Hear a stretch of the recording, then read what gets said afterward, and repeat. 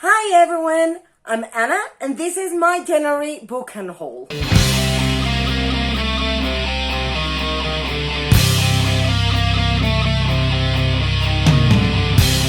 Firstly, I'm going to unhaul the Arabic of the Future, that's El Árabe del Futuro, by Riyad Sattouf. This is a graphic novel based on the story of a boy who's blonde, whose family lives in Libya and Syria, but in the Libya of Gaddafi and Syria with Hafez el-Assad, which were extremist governments that wouldn't allow people to be free. So it's basically about the situation of extremism. When a government is extremist, what happens and what would be wrong if a boy is blonde. And his mom is French also. So they have many issues because of the government and the extremism the people are also getting into. So I highly recommend this one, but I'm unhauling it because I'm going to give it to a friend of mine who I'm sure will enjoy, and I'm not going to reread it. Then I'm going to unhaul King Lear by William Shakespeare. I really enjoyed this theatre play, but I'm not going to reread it anyway. And I'm planning to read all of Shakespeare's plays, but yeah, I need space on my shelf. Then I'm unhauling Don Quixote by Cervantes. This is just the first part and is designed for students. I used it in primary school and it's quite nice. It has one side with ancient Spanish, Castilian, and the other side with Spanish, modern Spanish. And it's quite cute, it brings me nice memories, but I think it's time to, it's in a very poor situation, so I'll donate it. And I already have the full version in a very beautiful format with nice illustrations, so yeah, it's time to let it go.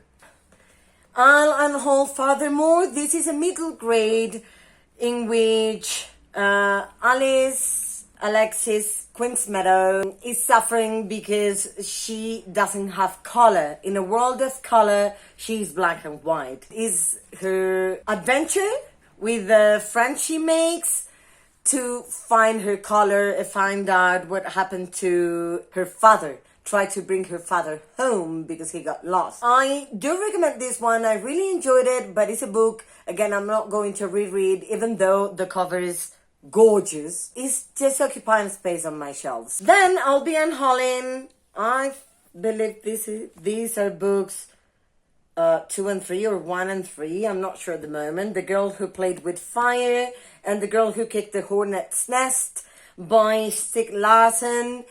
He died right before his last novel was published, and this is a wonderful trilogy. I say it's a trilogy, it's supposed to be bigger, but the other books were not written by him, so I haven't felt like reading them. And I'm not going to reread the series, even though I thoroughly enjoyed it. It is a very nice thriller about Lisbeth Salander, I believe that's how you say it. She's an interesting character, a punk that is brilliant, spends her life trying to defend herself against criminals, but she's more intelligent than that. I don't want to get into too much detail. I think most of us know this book. I highly recommend this trilogy. And please let me know if the other books published, if you have read them, if they're worth it, because the trilogy is quite vivid in my head. Like, I didn't forget any detail, I believe. So I'm unhauling these ones because actually I don't have one from the trilogy, but I would be open to continue with the series if the writing style doesn't change as much. I'll also be unhauling What If It's Us by Becky Albertalli and Adam Silvera. This was a very cute romance, but I think Gavin from How to Train Your Gavin would understand perfectly. I have no problem with books who have a couple of Harry Potter references, but this one was too full of them. It's as if, oh, I cannot write. I need half of the book to be about another book. This is the story of Arthur and Ben, who meet at a post office. It's kind of love at first sight. And Ben has just ended a long and difficult relationship. But Arthur kind of finds Ben and finds a way to make everything okay. This is told from both perspectives, but you cannot tell one from the other. Like, I wouldn't know. I would be reading a character that was supposed to be Arthur's, and then midway, I'd be like, wait, what are you saying? Isn't this Ben's?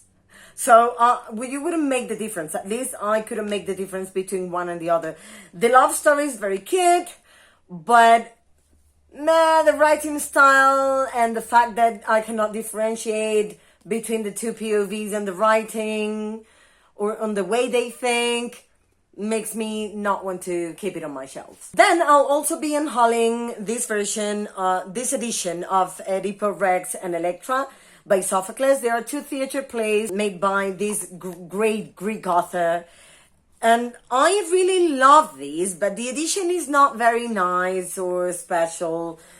So if I want to get them at some point, I'll get a nicer edition. It's just, yeah, I don't need to keep it.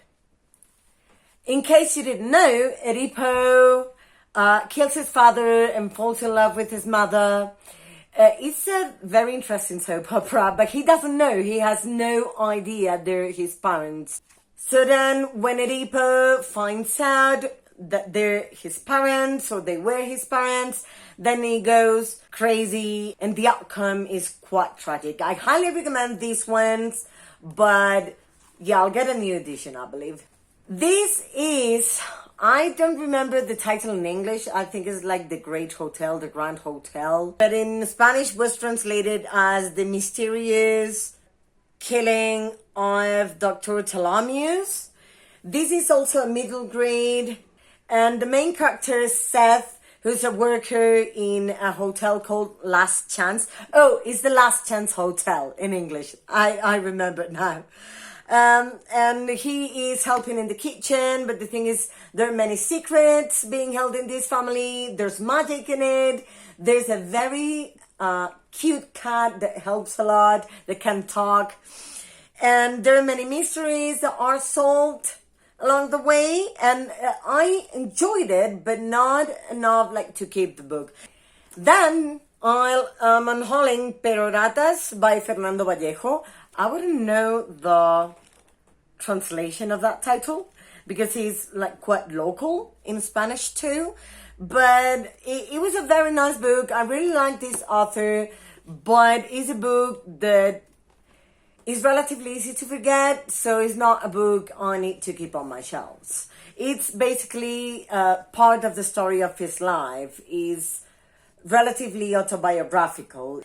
Then I'll be unhauling Heartless by Marisa Mayer. I really loved the Lunar Chronicles. I read it all with Steph last year.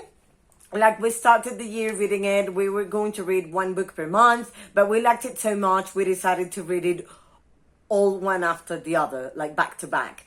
So, but Heartless, I wasn't very sure. I liked some things, but it wasn't like good enough to keep it for later. And this is supposed to be a retelling of the Queen of Hearts story.